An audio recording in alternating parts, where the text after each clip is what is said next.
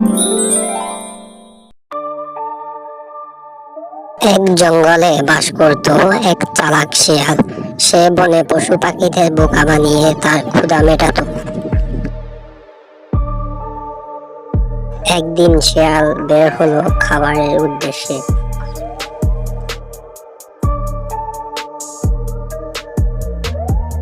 তো কাউকে দেখছি না, এদিকে আমার খাবারের যন্ত্রণাও বেড়ে যাচ্ছে। আজ তো মনে হয় শিকার করেই খেতে হবে। তখন শিয়াল ঘুরতে ঘুরতে দেখতে পেল একটি হাতি মরে পড়ে আছে। খিদা মেটানোর আশায় হাতির কাছে এগিয়ে গেল। যাক, আজকে এইটা দিয়েই খিদে মিটিয়ে নি।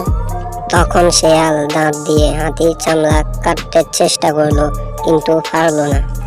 ক্লান্ত হয়ে সে মরা হাতির পাশে দাঁড়িয়ে রইল।